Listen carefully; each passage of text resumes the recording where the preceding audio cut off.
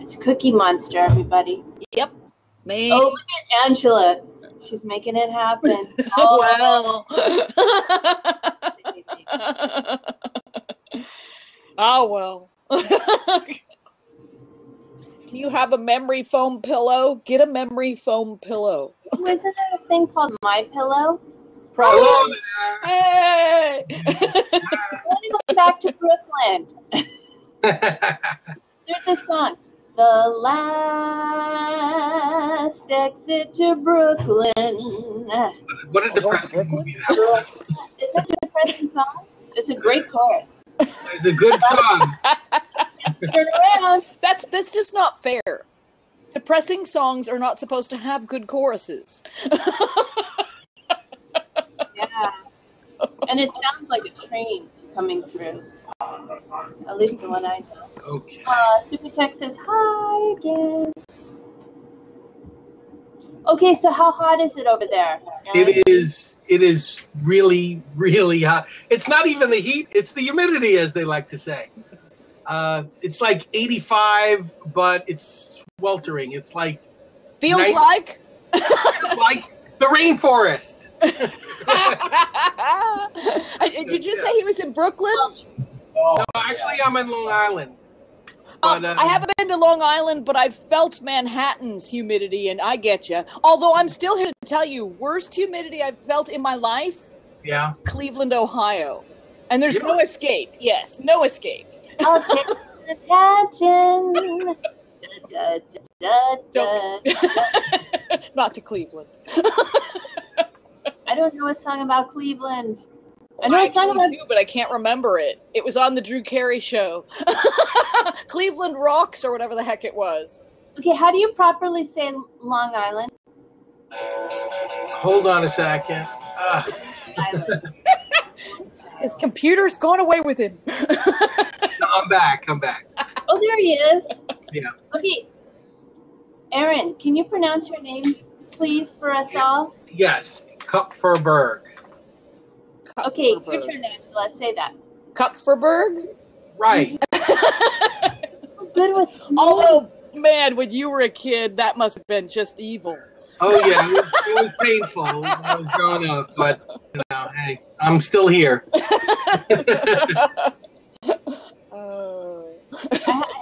I have to start out with this question, and I didn't send it to you. Okay. Uh-oh. Who is Dave Boogeyman? Who's Dave Boogeyman? Dave Boogeyman is a guy that I happened to meet through Popaholic, actually through IPO. We met at IPO. I met him and Barry Dreyfus, who was his co-host, at an IPO, and we talked for a while, and I found out that he had an internet radio show, just on the internet dial, and he invited me on to talk, and pretty soon, after calling in a few times, then I just got to know him a little better, and then, he got really interested in the Popaholic Fest, and it's been 6 years now, and we've done more and more together. So 6 years for a friendship, or 6 years at the festival? Actually, that was I'd say for a friendship at this point. Cool. The festival's been going 5 years. I knew him a full year before I even started the festival.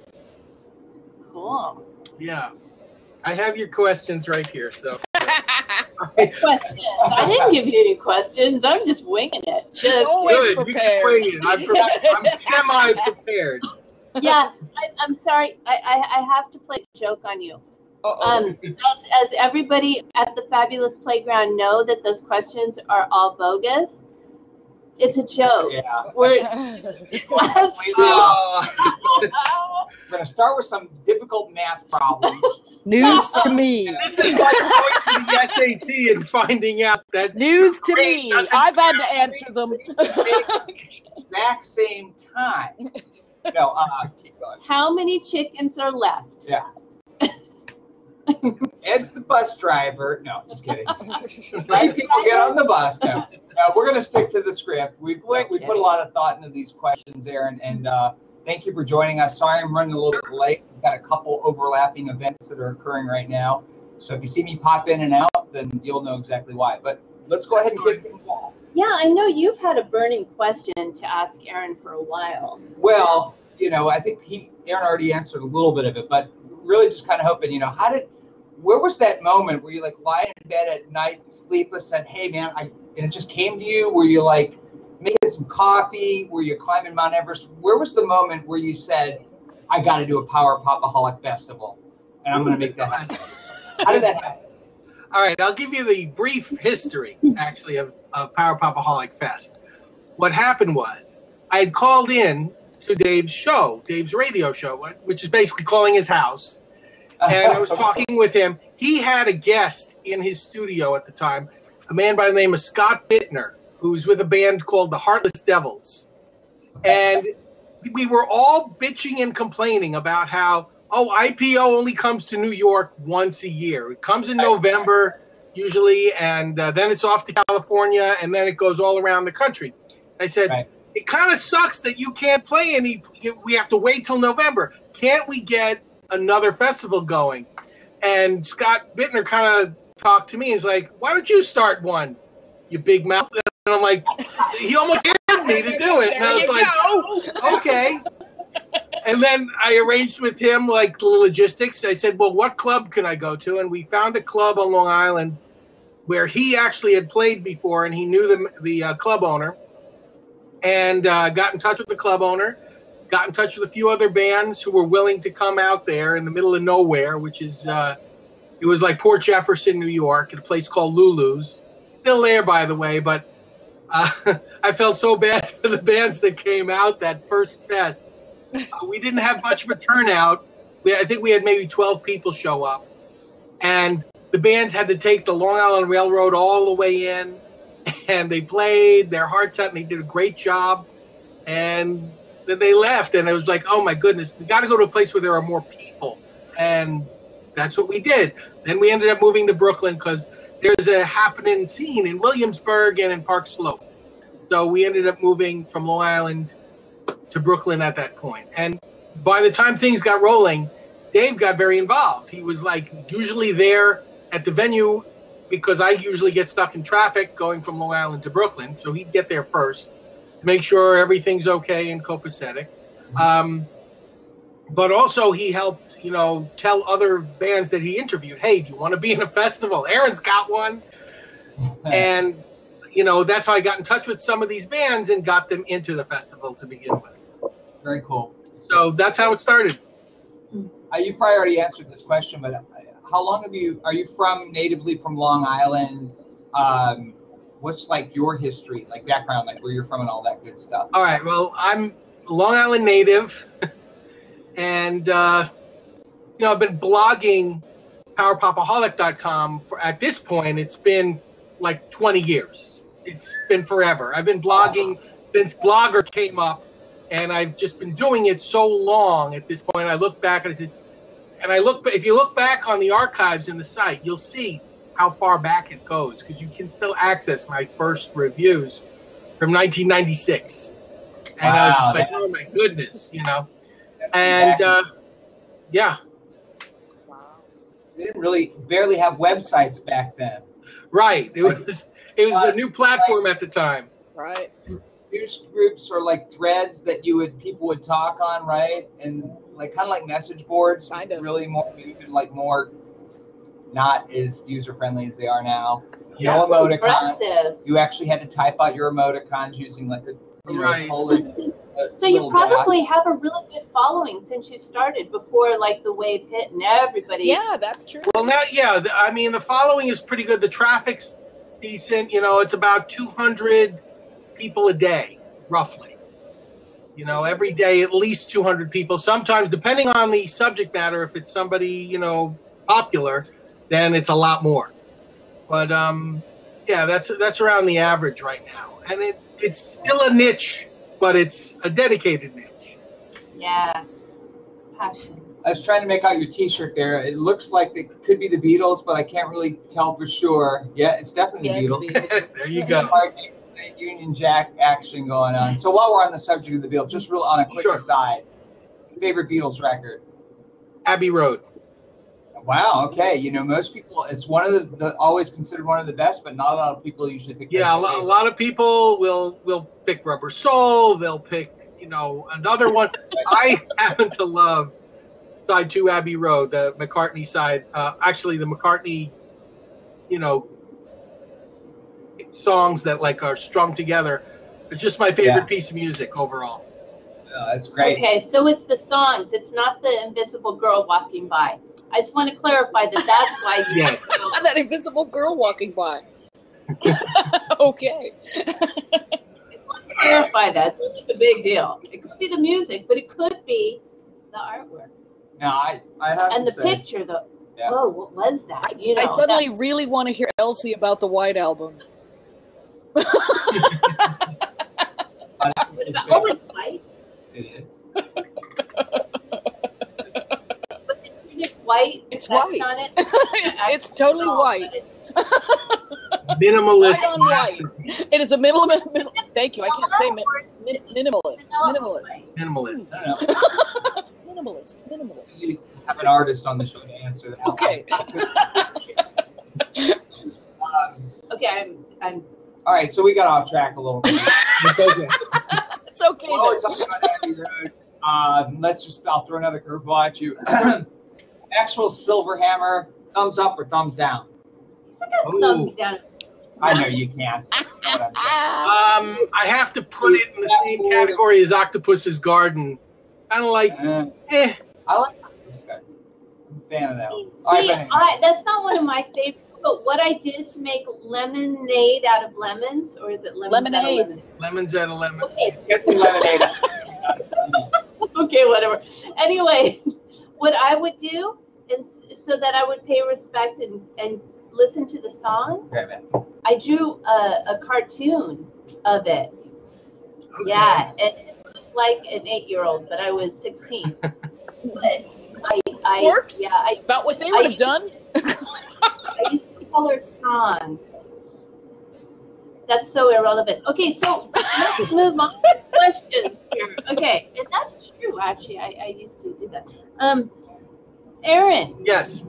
Yes. Is our guest tonight. And here's a question for you. How do you choose the bands that come to play the festival? Okay. The Power Popaholic Festival. Let me see. Yeah. Well, basically, first of all, I look at all the bands I reviewed on the blog that year or the previous year. Usually if I really like the band, they were highly recommended. They get they're tagged. And I look at that whole list and I see, well, who's in New York from that list or in New Jersey or the tri-state area who wouldn't mind coming down to Brooklyn to play. And I send out a mailer to these people first. Then, based on that, if people say, yeah, I'm interested or whatever, they're considered. Then I also, not only from that list, but from, friends like my friend Dave, like my friend Liz, who know bands that, I'm familiar with, or maybe I haven't reviewed them, but I like them and they know I like them. They contact me and say, hey, so-and-so is in town that month. They're going on a tour. They might be in New York that weekend. Maybe I can ask them. And so between my friends and the list of recommended bands, we hash it out. We see who's available, who can come, and that's how it gets picked. Sometimes I get requests from bands that are further out of the area, which is great, which I love. Like you yourself, when you came to the Power Popaholic Fest 2 years ago, you were from way far. You were from California, so it was like, wow, we never get a California band to come all the way out here. Is she the furthest? We were really impressed. Is she the furthest? Yeah, so far. Wow, there you go. Yeah, I think so. I mean, I thought we almost had David Meir from Sweden come. Wow. He wanted to come. He was invited. We were all set. And at the last minute, he said, you know what, guys? Can you buy my plane ticket? And we couldn't. We didn't have a budget for a plane ticket. So he couldn't make it out there. But if we did have a budget, if I had a producer or a benefactor, we would have gotten him. And then he would have been the farthest. But, you know, hey. That's why we want to be successful, right? Yeah. So we can grow all of this. Absolutely. Yeah. Aww. Oh, I have a question for you, Lisa. I'm going to turn the table. Wait. And you're going to like this question. You're going to like this question. When did you first learn to play drums? Ding dong, ding dong, ding dong. How old were you? Okay, it was in 10th grade. Wait, was it in 10th grade? Yeah, I think it was. And it was on my desk. Oh wait, but the first time I actually played a drum set where this is where there's that fine line, and Angela will understand because we've had this conversation, but in a different way. Okay. I watched a band play when I was like 6, and I was like, I just wanted to stare at the drummer, and I wanted to play his kit so bad. I'm like, go away, me. And he was so sweet, and he let me play on it, and like bleh, bleh, bleh. But I was like, inside, just like, oh, this is gold. This is it. I was very passionately drawn to it. I felt it, but I didn't actually but that was my determination, right? Because by the time I was like really wanting to learn it, and this is the funny thing, if I didn't know how to play an instrument, I had to date a guy that could. And that meant I liked all guys. So once I mastered the instrument, I wasn't into guys that could. I love it. Right? It's a good way to learn. A serial, I don't know what you call that, but yay! A good way to learn the drums and, a serial knowledge succubus. Yeah, there wasn't enough guys playing drums. I'm like, I better master this now. No. So what I did was I was just learning how to coordinate. So I do on my foot, bum, bum, bum, bum, dun, dun, dun, with the right hand, dun, dun, dun, dun, dun, dun, with the left hand. And the teacher's talking about, I don't know, addition. Is that what we learned in 10th grade? Or is it subtraction? Just kidding. I have no idea. I wasn't paying attention. And what was the first band you played in? What's that? What was the first band you actually played the drums in? Did you play in senior year of high school or something in like high school bands? No, that's the funny thing. I didn't. Wow, you stumped me. I know I played with kickstands, but that was until like I know. I used to play in a band called the Mockers until Seth wrote a letter that he was the Mockers, and then we had to be the Beatbirds. And I begged our singer, let me play drums, but she liked me in front doing harmonies and playing bass. So I almost got to practice with them, but she wasn't letting me. And then after that, so I guess it would be kickstand. Okay. Oh wait, it would be Sparkle Jets UK. Now we're gonna have to ask. Oh, and then I was in Grab Bag, but I don't know who came first. Well, Sparkle Jets UK, was that like in 98? I think it was 98 or around there. I think that's when their CD came out. I didn't meet them until that CD came out. I see. Okay.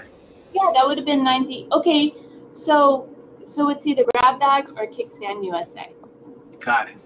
Which was also, Ken is going to kill me because he changed his name from Kickstand USA to, and then John Borak took over. Okay, come on. Who was it?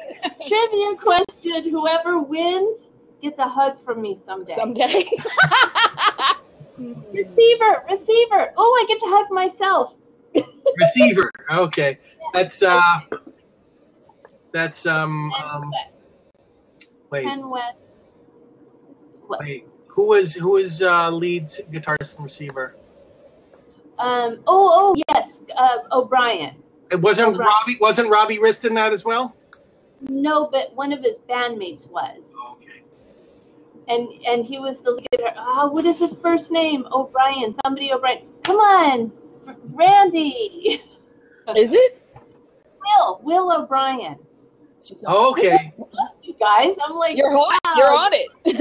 You're good. Will you come to visit me in my nursing home when I get, dementia?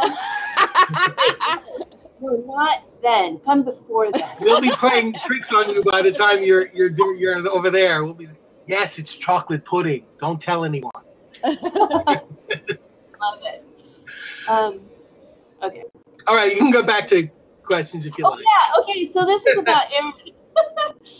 Okay, Aaron. What's your favorite color? Green. Cool. Do you know why? Yeah, it looks good on me. Ooh, okay. What have been your biggest challenges in the Power Popaholic Festival? Oh boy, big challenges. Well, the biggest challenge is getting an audience to come to the club. Growing that audience. That's a huge challenge because I've tried, I've pestered celebrities. I've tried PR firms, all sorts of, press releases and contacting local media. And I feel like I'm banging my head against the wall sometimes because it doesn't get anywhere unless, there's some sort of other hook in there. And that's why, one of the reasons why last year I got involved with the Spirit of Harmony Foundation, because I wanted to open it up to, groups of people who have never seen us before or have never been to our festival. So that was, so that's the hardest challenge, building that audience up. I mean, that's a challenge for every band, but it's a challenge for a festival too if nobody knows the band, Right. So can you tell us more about the Spirit of Harmony Foundation? Yeah. Sure. Spirit of Harmony Foundation is a charity that was created by Todd Rundgren, and basically, Todd Rundgren. It was good because I was looking for charity last year to pair with, and he was a perfect fit because it's a new charity. They don't have like a lot of, even though Todd's a big star, his charity doesn't have a lot of national recognition. So I said, all right, it's a small charity. We're a small, festival. Let's pair up.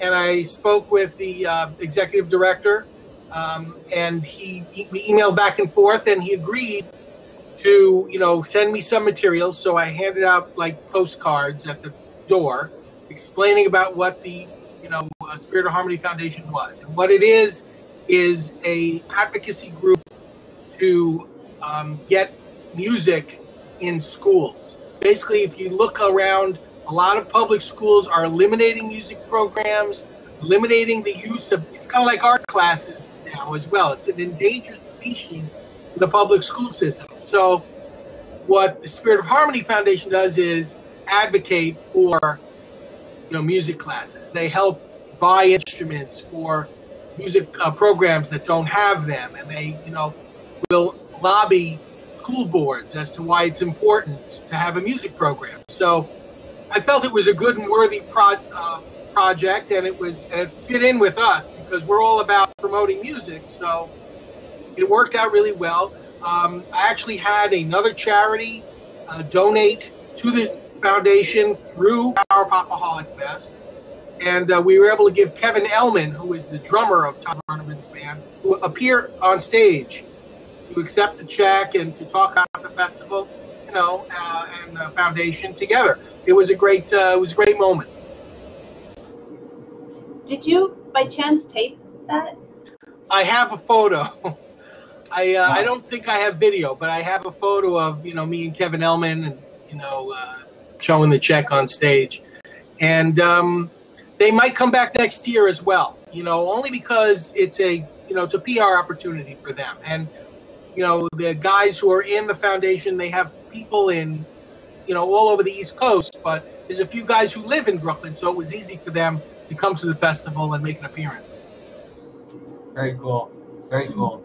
So, we talked about some of the challenges and things that you have to struggle with when you run a festival, but for you personally, what have been some of the greatest highlights since you've been doing this? Oh, wow. A lot of great highlights. I mean, one of the highlights was the year before we expanded the fest out to 2 weekends.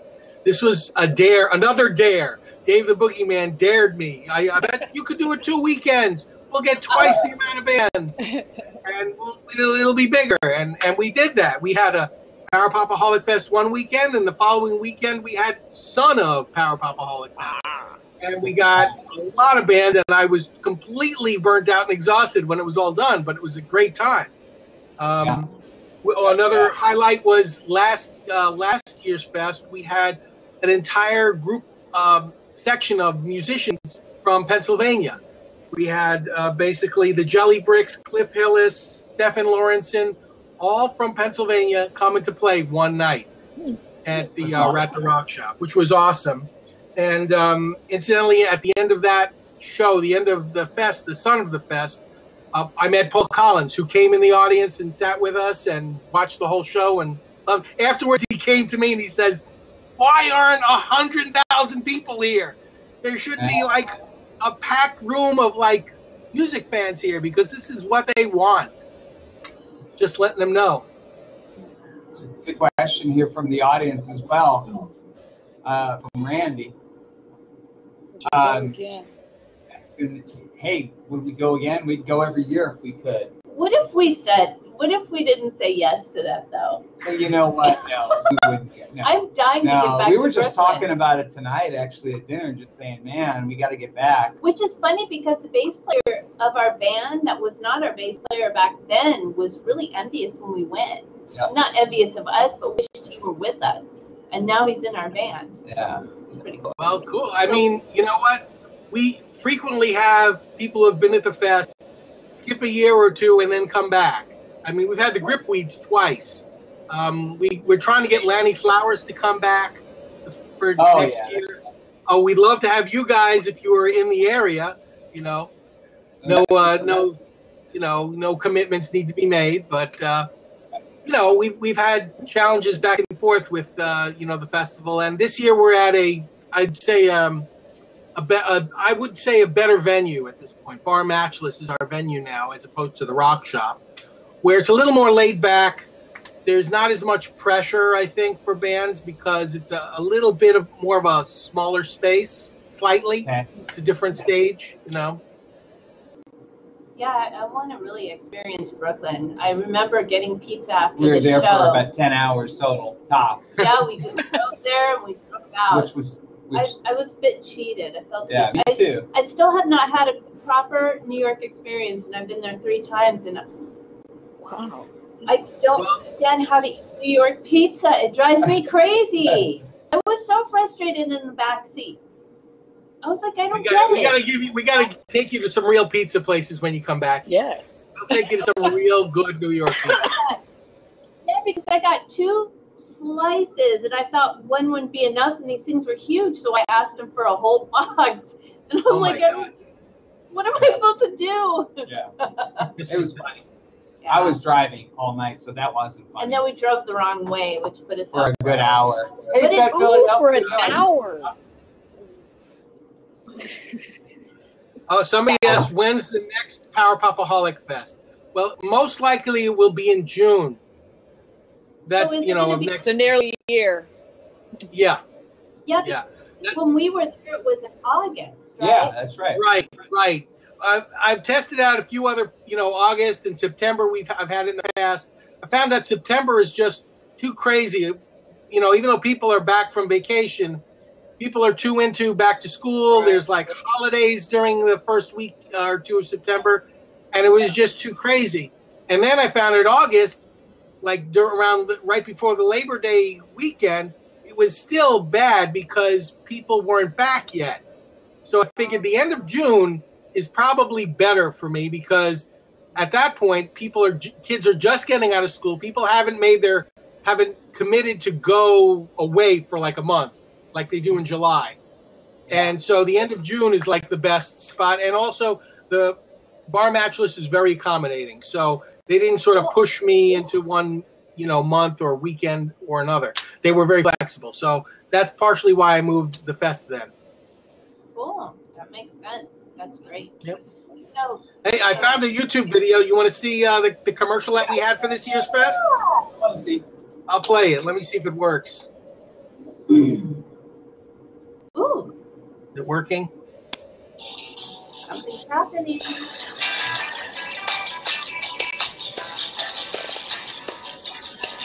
really slow.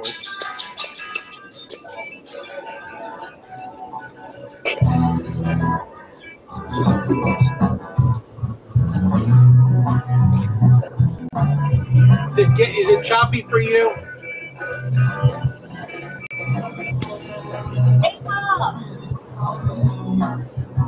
I like this song. Aww. They're so cool.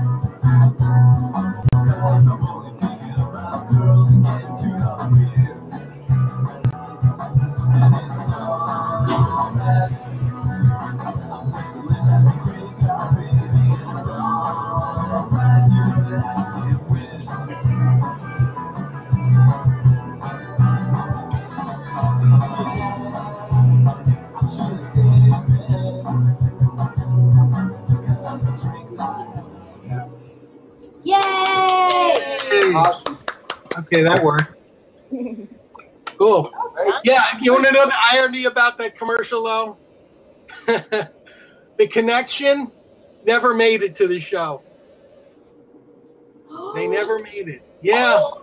But they make a great video. Hey. Yeah, they made a great video. They were all set. They were telling their fans on Facebook, we can't wait to be there tomorrow. You know, we saw it. And then we found out that the drummer's kid got very sick, and he couldn't go at all. He couldn't even be late. He couldn't go. So the band had to cancel out at the last minute. It was the only last-minute cancellation I've ever had. Usually when somebody cancels, they kind of know a month ahead of time or 2 months ahead of time, and I can, sometimes work something out with another band. But these guys, last minute. And, I was very lucky that the Rain, who was going on in their place, played an extra long set. Instead of playing, 35, 40 minutes, they played almost 45, 50 minutes. And nobody, only one or two people were disappointed, but everyone still had a great time at the fest. So, thank goodness everything worked out. Yeah, that's awesome. Wow. We're glad that we were able to cover everyone. Wow. So, of course, I have to ask. Wait. Sure. A quick flashback. What is that? Yeah. Are we ready for a quick flashback? And then Tom will get to you. Right? You have something? Yeah. Okay.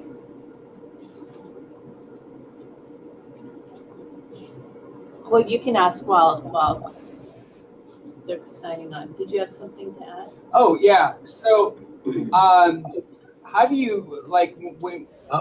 Wait, what's going on? We talked, I think, a little bit about how you select artists, right? Right. Yes. And sometimes that's a tough choice because there's limited amount of slots, right? I mean that. Correct. Yeah. And actually, it's gotten less because I used to have 10 bands for a fest. Now I only have 8 because I found out it's not fair to the band to go on so late when the crowds have left.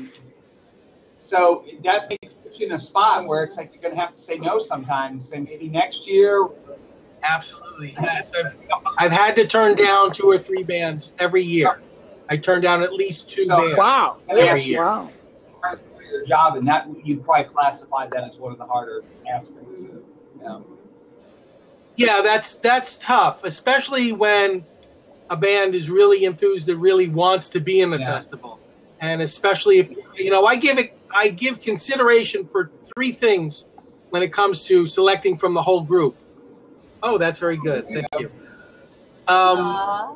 One of the things that is are they a power pop band or are they not? Or are they a folk or an alternative rock band? That has a little to do with it. Another thing is how far are these guys coming from? Are they coming from DC? Are they coming from Florida? Are they coming from Connecticut? Or are they like down the block in Brooklyn? So usually the guys who want to make the commitment to come down here, I will give the benefit of the doubt to and say, hey, we'd rather have you come, travel, and play in front of a new audience because these guys who are local could probably go to the venue down the block and play next week if they want to. So I'll take that into consideration as well. So, of course, I think since you mentioned, kind kind of determining what is power pop and what isn't. The obvious question that does come up, and of course we ask anybody who is a power pop fan, what really is the definition from your perspective of power pop? I missed the question. You got choppy there. What's the definition of power pop? The definition? Oh, yeah. Definition of power pop. I'll make it real easy. It's guitars with melody. A solid melody line, standard, type of song structure with an emphasis on a lead guitar. That's really it in a nutshell. I mean, you can have variations of it. You can play with that formula a million ways over, but that's the standard. If you had to tell a Martian, give an example of a band that was a power pop band. Give him a few, like 3 to 5. Said, Earthling, give me 3 to 5 examples of power pop music. What would you say? Oh, wait, that's a good question. I give them the Raspberries, the Raspberries album. Yeah. I give them Badfinger, and I give them Big Star. Those are the 3 biggies. If you're starting with those 3, you can't go wrong. All right, very cool, very cool. I'd snuggle with them. You'd snuggle with the aliens or the albums? Oh, the albums or the bands. You want to start with them, get to know them a little bit, talk about that power pop and, maybe that kind of thing before I go to that step. But that's snuggling. Right. You don't even know. Has he got tentacles? I mean, what if his skin has like a layer of acid on it and it burns you when you touch it? Don't you wonder what he's saying about us? What if they have weird stuff growing out of their heads? I think they call it hair.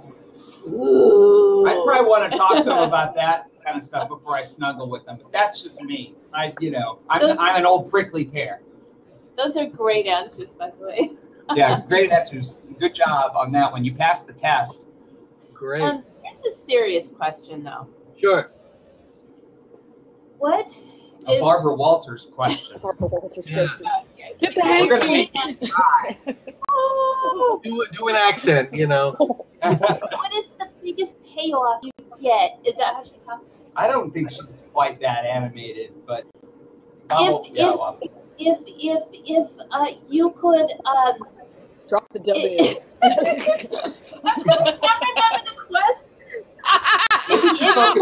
Hey, that's a successful tactic.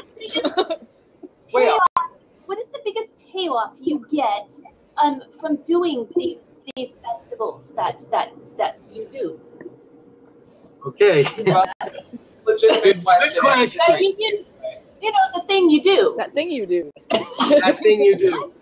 Yeah, the biggest payoff I think for me is seeing bands that I've always liked and that I've heard and reviewed live, and how they can translate that live music to an audience and how they are on stage. I mean, that's the biggest thrill for me. I used to say, that's one of the reasons why I ended up going to IPO, was I'd hear these bands, I'd buy their CDs, and I'd be like, I want to see them live. And I want to see them up close and personal, too. I don't want to, be in a stadium in the back somewhere. So I went, and that's one of the reasons, another reason why I had the fest to begin with. That's the payoff for me, seeing these bands, and also, believe it or not, actually having these bands' fan base grow. And that's because the more people know about it and like them, the more, I'm not alone in a corner here with my pom-poms cheering. It's, a group of people, who like this band, and it encourages the band to continue to play and make more music. You're building friends, just not in the basement with creepy bits. Right. No, I need to clean. So, to back up a little bit, what got you started into blogging about music? What was the payoff? This is another good question, and I didn't write this one down either. But I remember at the time, I was in touch with Bruce Brodeen at Not Lame Records. Oh yeah. And I asked him if he had an online blog, if he had a review, because he had a great newsletter, and I was a huge Not Lame Records fan for pretty much all of the 90s. The entire, from 92 to all the way to 99. I was a huge Not Lame Freak. And I basically told him, how come you don't have a website or, he had his store, but he didn't have a blog or a place to review all these things. He put his whole review in each, in the product categories. And it would be this long thing, and it would always end, highly recommended, extremely highly recommended, super duper highly recommended. I said, this is really cool. And he eventually took all his newsletters that had all those things and he published them into books. But I said, you don't have anything ongoing for current new bands. So I said, well, I'll start it. Even though I wasn't a good writer, I said, I'll practice and I'll get better at it. Yeah. So I started up, and literally, I think it was the same time I started PowerPopaholic.com. Another guy in Florida started AbsolutePowerPop.com at almost the same time, within a week or 2 weeks of each other. I think he started first, 2 weeks before I did. But we both came out with blogs at the same time about Power Pop. Funny, so close in names, too. Wow. That's pretty awesome. A lot of great history there. That's a great backstory. And the funniest thing is sometimes I will get bands, sending to Steve Farrow, who is the blog master at Absolute Power Pop, to me by accident, because they'll mix our blogs up all the time. I can't tell you, even David Bash and Bruce Brodeen have emailed us the wrong emails. We've gotten crossed in the emails occasionally. So it's you guys hear me? Well, yes. I hear somebody. I hear. I don't see big. How you guys doing? What's going on? We're doing good. What's the How are topic you doing, Bobby? I'm good. Living life, Just gotta live. Awesome. Yeah. Great. So we have a special guest. We're talking about some power pop music. Very melodic, harmony, guitars, all kinds of good stuff. Beatles influenced, all kinds of things like that. So we have a special guest. Oh, who's the special guest? Our good friend Aaron Kupferberg, who runs a festival each year in Brooklyn, New York, called Popaholic.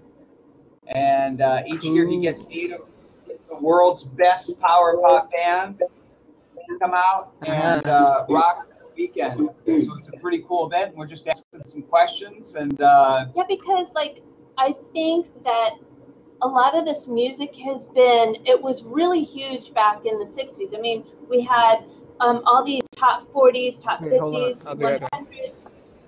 But then what happened to all the other people that were still doing music or that grew up almost obsessed with what they were listening to and were equally as passionate about it and did it themselves and then just never got a break, so there's millions of That's a good description.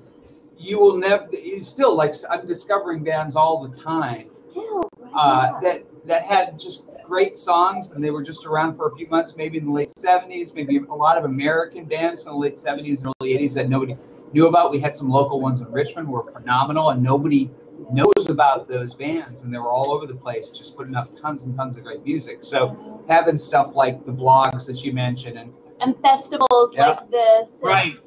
So where do you go these days when you talk about power pop and blogs and stuff like that? Where do you go? Where is the Not Lame? Where's the Not Lame blog or the Not Lame records around today where power pop bands can go and conglomerate and talk about? Well, right now, I can hear an echo on the other side.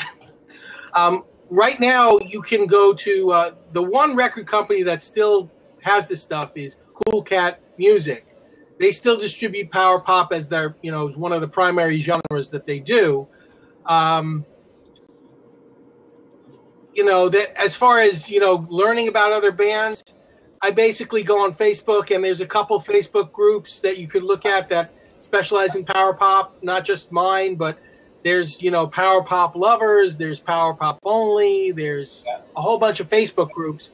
And sometimes you'll get a band in there that you'll hear and oh, this is pretty good.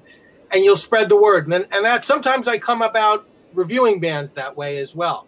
I'll see them on Bandcamp, or they'll make their music accessible for people to listen to. And then I'll be like, all right, these guys really have a talent, and I'll, feature them on the blog. So what are incidentally, I was thinking of one other band that came almost as far as you did, Lisa, when you came, and that would be Dave Rave, because he's from Canada. So he came all the way down from, you know, Hamilton, Ontario to New York to play. And he was really I have to say, the highlight of, you know, this June's Power Popaholic Fest.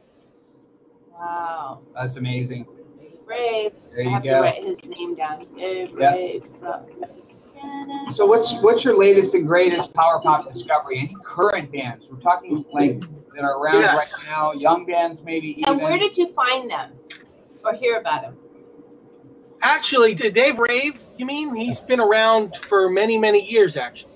But like, and also the music that you were excited about right now. Anything new that you're currently excited about musically? Yes, there's a lot, actually. Let me get my list here. Cool. Hold on. Okay. So I wrote this down because there's so many good bands and the thing is, some of these bands aren't like brand new. What? Are we waiting? I said, am I on that list? No. No? I'm not on that list? Well, you don't. Well, your album hasn't been announced yet, Lisa. So, but I'll tell you, we got new records from Seth Swirsky, The Legal Matters, Nick Piunti, Ken Sharp, The Explorers Club, Dave Brookings and the Average Lookings. He had a phenomenal debut. Starling Electric, and from Italy, a band called Radio Days. So those are a handful of about 6-7 albums that are just phenomenal and great. Listen to right away. I will. Hey, I think we need to start a tape or a CD club again and trade them. Well, actually, I'd have nothing to share, though. I'd be sharing, like, old stuff from the 90s. All right. As long as it's stuff that people might not know of already. Yeah. Angela, we can't hear you. Angela, come back. Angela, you're like fading in the darkness. Right with you. I am. I'm wilting. It's getting late. I want a new club. I mean, I love Facebook has great clubs. I mean, we share videos and stuff there. I guess it's kind of like. I'm always looking for new music. What do I know? No, me too. Do you have a Facebook special page, Aaron? Well, it's just facebook.com/PowerPopaholic. Okay. But you know, you can get to it through PowerPopaholic.com. All the social media. And you still your blog. Links are up top. You're blogging about all these new bands. Yeah, I blog quite often. Actually, it's I think at least twice a week. I wonder if you could make up a mixtape of the blogs of that month and just have everybody pay a little to the band and shipping and handling. I don't know. Just I kind of do a little bit like that before the fest. We have a soundtrack that we put on Bandcamp, and you know, in that case, the soundtrack really is donated tracks, usually advanced tracks, promoting the upcoming album of the artist who's appearing, and sometimes we sell it at the show. It helps pay for my brother's lunch. And or the gas for the band sometimes. Yeah. And it depends, but that's usually a limited type thing that we put out there. Cool. So we asked you to define power pop. I know we mentioned like Big Star and Raspberries. Just some great American power pop bands. Obviously, I know the Knack is another huge power pop band. Absolutely. Defining power pop bands. So really a lot of what I know there's plenty of British ones, but a lot of them are really American bands for the most part, even though you've obviously got Beatles and you can put the Who in there a little bit, plenty of good British pop from the 60s. Maybe a few things from the 70s, but I mean, really, do you think power pop is really more of an American phenomenon than it is a British phenomenon overall? But wasn't there are some great British power pop bands that came about in the late 80s.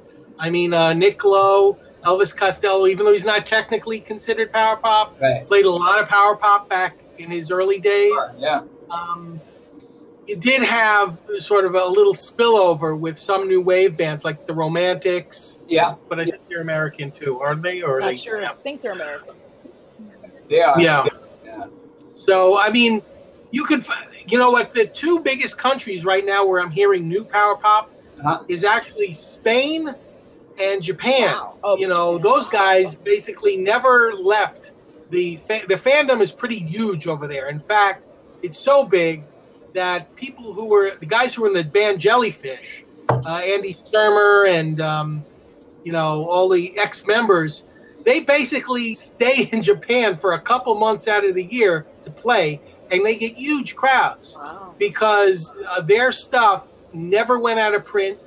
And they also, another thing with Japan is they're more CD oriented than MP3 oriented. So there's still a lot of product selling in Japan as opposed to the United States. Appreciate material things. They like that stuff. Me too. So I know. All right, so next one. Next question. Yeah. Okay. Do you have one or? No, I've been asking all the questions. Mine is asking all the softballs. What's your favorite color? Come on, give them something tough. Good grief. What do you love doing when you're not involved with the Power Popaholic Festival? Okay. Binge watching on Netflix. What are you binge watching? What am I binge watching? Let the man answer the question. Inquiring minds need to know. Right. Uh-oh, he froze. Go for it, Aaron. BoJack. Oh. Okay, start it all over again. Yeah, time delay. That's what happens when you get sandwiched between us all. Okay, so when you're not, what do you do when you're not involved? Yeah. Okay. When I'm not doing that, I'm, doing my job, which is a full-time art director, creative director for an advertising agency. And in between, like I said, I binge watch a lot of TV, watch movies, go jogging, go biking. And that's pretty much it. And swimming. And that's pretty much it. Okay, but Angie and I want to know the binge movies. What were the shows? Oh, the binge movies? Oh, BoJack Horseman. I also binge Kimmy Schmidt on Netflix. You got to watch that whole thing, especially if you like 30 Rock. And what else was I watching that I just recently finished? I'm trying to remember.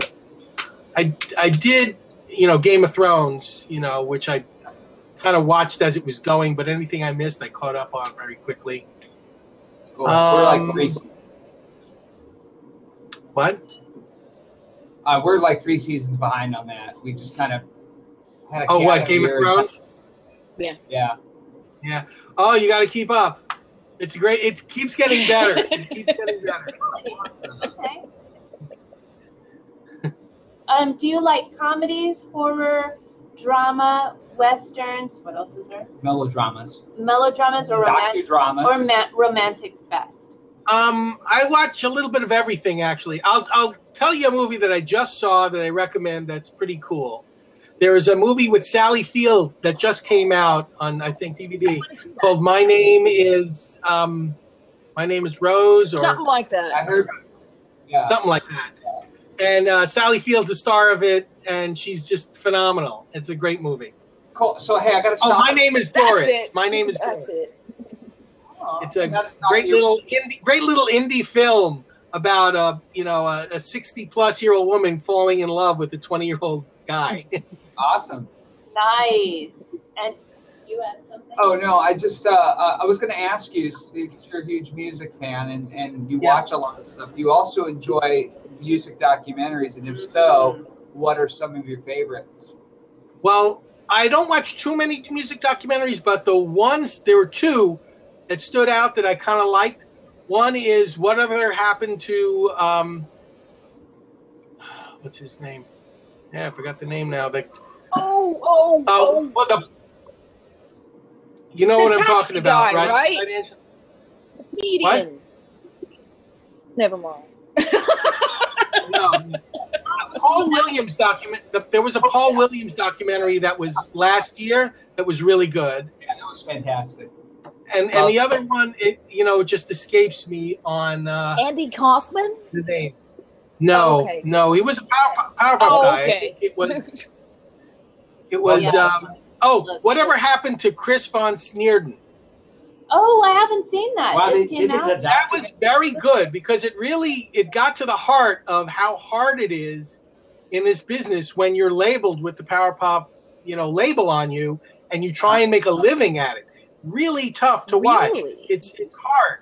Only because he's so talented, but he's not interested in marketing himself. He's not interested in collaborating too much with people who know how to promote themselves. So he kind of like noodles around in obscurity for that very reason. I mean, it's sort of like, A Beautiful Mind, but a musical version of A Beautiful Mind, where you get somebody who's tremendously talented, who's just sort of in the corner there doing his own thing, and you want to like expose him to everybody else. That movie did quite a bit, but I still didn't hear anything new that he's come out with in the last 10 years, so, but it's a good documentary. I'll check it out. Sounds good. Sure. So I know we deviated from the set list. Oh yeah. That's So okay. so this is really fun. Angela, you'll appreciate this. Okay. Aaron, what are the best places to eat after shows for those? Best places to eat at show. I actually wrote this one down. So hold on a sec. There's only one place. Not that pizza place. No, actually, To know how to eat it. Near the Rock Shop where you guys played last time, there's a place called Dinosaur Barbecue, which is about 3 blocks away from the club.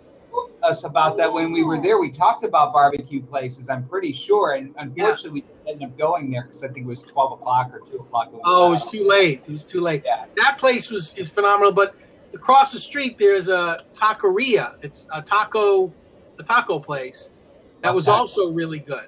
Whoa. Wait a second. You guys are closer to Cuba. You're talking Mexican in New York? There are a few Mexican places in New York. Have you had Mexican in California?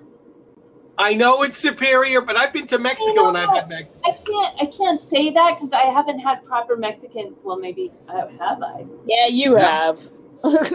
Yeah. I have. Probably. I mean, California, If you could have. put it this way: it's how many steps above Taco Bell is it? Oh my God! I love Cuban food. But see, we're not near Cuba. So Mexican place across the street from I'm Rock sorry. Shop. Yes. Right. What kind of tacos are there? There's also a great place near Bar Matchless called Wasabi, which has any kind of sushi you want. If you love sushi, that's the best place nearby. And it's a block away from Bar Matchless. Is it pretty inside? Is it a takeout or?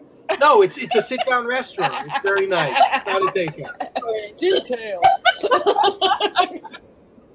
What about are there a lot of 24-hour places? Because once I went to New York and I went to Little Italy and I had a falafel at 3 a.m. No joke. Is that like a popular thing? Does New York really not sleep? This is how much They I don't sleep. They really don't. No, New York is open all night long. It is. You will find something. They start to close down around 3 some places, but you'll always find something open. I think they close down around 3 and somebody else starts opening up. Yeah. Okay. I went with friends traveling to Boston several years ago, and at around 1 o'clock in the morning, we were looking for a place to eat, and nothing. Everything's closed. They're like, we're gonna have to go to your kitchen and raid whatever's in your fridge. That's it. Nothing open. And we're like, if we were in New York, we could eat like kings right now, But wasn't to happen. Wow. That's really that's so cool. Okay. We did these questions. It's true. That's true. I'm gonna have to go. Bye. Oh, no. Nicola has to go. I gotta go. Or we're gonna have pizza right here. And you can't have any. Just push it through the screen. Just push the pizza right through the screen. I don't think the garlic would be good for my computer. Okay, see ya. Love your stuff. I put a bunch of his stuff up on my wall. Yeah, I really liked it. So I will have to check them out. And I had no idea. So there you go. But I do like saying Popaholic. Thank you. Better than alcoholic, I always say. Okay, so this is a question that Tom loves to ask. Yeah, so I like to always ask people, what is the most interesting or outrageous CD or record in your music collection? Okay, I still have a few records. I do have a record collection, and the most interesting record I have is Leonard Nimoy. Oh, is that the one? It's called A Touch of Leonard Nimoy. It's not the Bilbo Baggins one. It's got some other stuff on there where he does soft rock and country and it's like Leonard Nimoy trying to be Mike Nesmith, but he's really not Mike Nesmith. Right. He's just So Rhino put out the Golden Throats collection years ago. And I remember that. Yep. Yeah, it have Leonard Nimoy doing a version of Proud Mary on there. That's pretty hilarious. So I don't know if that was on that record or not.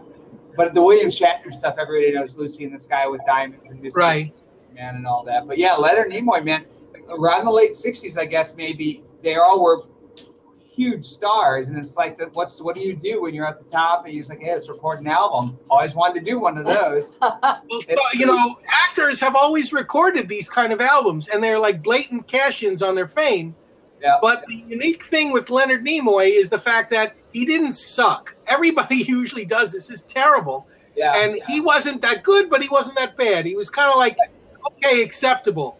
And that was a big deal back then for a celebrity to do that. It's not like, Keanu Reeves and Dog Star, it's like he actually knew what he was doing, and he had a good producer who didn't push him too hard. Says, okay, you can talk during this song, because you can't reach these notes. Yeah. Love it. All right, so of course this next question goes hand in hand with that. What album or artist or band would people be most surprised that you like? Okay, I don't have a single artist or band, but I can give you like a combination of bands because I have pretty eclectic tastes. I listen to a lot of different stuff. I mean, tell me if you know anyone of your friends who will listen to Metallica and then right after Metallica, listen to Barry Manilow. Yeah, see, that's what I'm talking about right there. That's awesome. I would go to your party if you played those. Maybe next day. Now, at your party, do you play anyway. Power Pop or do you play an eclectic mix? And just No, I play everything at a party. Forget it. It's like Power Popaholic Fest is one thing, but when I'm, with friends and we're having a party, we're doing stuff, I'll play anything. And incidentally, the band that I've liked the longest amount of time, my very first cassette, Jethro Tull, Heavy Horses. And I've been... I've had that album for, since I was 11. Awesome. So you were a fan of the progressive rock then back in the day? Oh, yeah. Big fan of Genesis, big fan of Jethro Tull and ELP. And all the... Tarkus. Yep.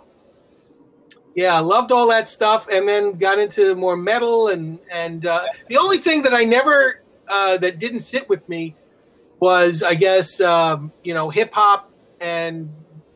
heavy, what I'd call death metal. Oh, right. That stuff didn't really stick with me. Although I like, metal, plain metal music, or Deep Purple, old style metal. No Lamb of God. You're not really into that stuff so much. You like the classic, the Megadeth, right? Lines, Slayer, classic, and of course Iron Maiden. Oh yeah. Yeah. Listen, I listened to it. I couldn't name a song, but. Right. I've been known to listen to like that in the background while I'm doing stuff. Who is that? I have a question. Sure. When you were growing up and you had LPs, and you know how sometimes the record would kind of come out of the sleeve if you didn't put it in properly, and you'd see the vinyl kind of sticking out. Yeah. At that moment, did you think that the artist was watching you? That's kind of messed up. I never. No, I didn't believe that, they had secret cameras in the records, Okay. So we'll move on to the next one then. Sure. How would you, Aaron, love to see the Power Popaholic die? I hate when I do that. Aaron. You got to start all over. Oh my Start God. again. Aaron, how would you like to see the Power Popaholic Festival evolve? reaching more people, a wider audience, bigger venues, more shows.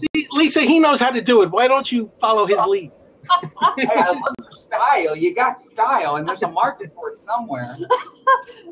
With my Indian friends. Yeah. What I'd eventually like to see happen is first we get a bigger audience, get more people to come to shows, get to a point where I have to say we got to get a bigger venue. Get a bigger venue, eventually turn it into Bonnaroo when I'm, an old man. That would be like the goal. Yeah. If we get that big, that's great, And everybody stays at this one hotel, and you have this big party that's catered. So people, that's how international pop overthrows I remember started the to good old evolve. days. Yeah. And I missed all those parties because I had to catered work. events and the open bar. Dave Bash has a lot of great relationships, and it's taken him, 20 years plus to build all that stuff. Right. And I'm still on just finished my 5th year. That's so true. I've got a long way to go. No, you don't. It's already here. Well, to get international, I meant. Yeah. So we have 2 more very important questions. All right.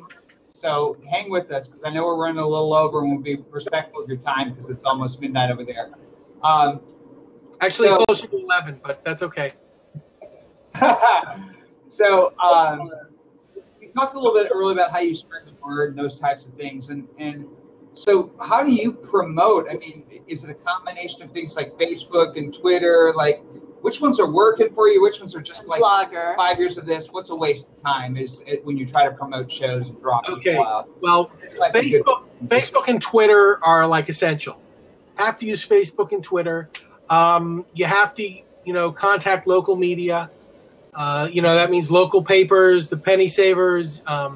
If you can get school papers or school radio stations to announce your stuff as like a public service, that's essential. Things that don't work, that haven't worked really for me, basically, and of course YouTube. I was going to mention YouTube, but not so much. It doesn't help as much. Things that haven't worked really are, I'd say some of these, what is it, like Instagram or what is the picture one? Flutter. What? No, I'm sorry. Yeah, no, Pinterest. Pinterest. Yeah, I mean, those are really not for music, And there's going to be Instagram stories coming. Things are always changing as well. That's true. They're always evolving. But good old Facebook is still the old kind of probably winner in that department. Yes, there's one other new technology that I've used called Spreaker, which is like the word speaker but with an R in it, and it basically creates podcasts. Oh, that's so if you want to make your own podcast, Spreaker is really good for that, and it's easy to post and share all over the place. I've done it a few times. I need to do it more often. I'm kind of, get a little lazy with that. So have you ever just had a wild hair and just been like, you know what, I'm gonna do Friendster on this one. I'm going old school, and I'm gonna go back to MySpace and see who's still there. No, seriously, like, have you ever? Those were the big ones 5-7 years ago. MP3.com. Yeah, well, that's completely. Oh my God, that's going back a ways. Log in and probably get a virus while you're checking your messages. Whee! Awesome.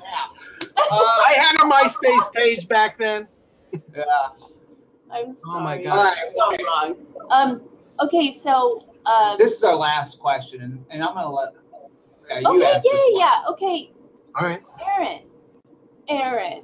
Yes. Lisa. Aaron, how do you feed your spirit? What feeds that inner part of you? Stop it! I see you. I see you. Yeah, go ahead. Yes. What gets you motivated, excited, and just feeds your spirit? That's a good question. I didn't know how to answer that one. I told you, put you on the spot. Yeah. No, I really don't know. I mean, all the stuff, the experiences that I have, just feed my spirit and just keep me going. And just the fact that when it comes to some of these things that I like, I'm really persistent. I don't give up that easily on something that I really like. If I like a certain genre of music or a band or something, I'll just immerse myself into it, to the point where I become a fan. And that fandom, it sustains me a little bit. I love it. Beautiful. Thank you. It's perfect. You're welcome. And actually what stood out for me was experiences, because for me, I believe that's why we're here. It's what do you want to experience? Everything we do that we put out to our friends, our family, it's our experience as well. So you putting on the best, you're getting something, but you're giving something, and it's so amazing. So beautiful. Thank you. Thank you very much. Well, thanks so much for all your time coming on here. We will have you back, I hope. Yes. Yes, and you can include me in like a round table with 4 other people. Get John Borak, get him on there. Get Great idea. See, Aaron, that's what I'm working my way up to. It's like I feel like what I wanted all this to be. It's like, dang, like sometimes I go, I've got such a far way to go, but I don't. It's already here. It's just manifesting itself. So you know what I want to see? What? I want to see you and Robbie duke it out on. Literally hit each She's other? a good boxer, man. You should see her moves. She spent like 3 years. I wouldn't even want to go there, man. Seriously. Well, I took Muay Thai, Thailand kickboxing. All right. At one point. I just like it though. I'd be having too much fun. Are you okay? I don't even know. She's brutal, man. Goes right for the throat, does uppercuts, kidney punches, sucker punches. Yeah. I've seen it all. It's true. Wow. So, I love your idea of having multiple guests and doing a round table. We can play like a song. And all you have to do, top or not, or would like it, or hit or miss, or whatever. I can give you like a couple suggestions. I mean, you have Dana and you have Carl Caffarelli. I think he's part of the Dana and Carl show. Get him and Gary Gold on this, and they will argue hours. Really? Ooh, that'd be fun. They already blog, in tandem and argue, and they save their arguments on Facebook and post it to a blog. I would love to see them do it live. Okay, I like this. That's a great idea. Sure. Done. Awesome. Cool. So we're going to end this now, and then I have a question. I just want to keep you on for a second. So everybody say goodbye to everybody. Goodbye, everybody. Bye, everybody. Stay there, Aaron. Bye.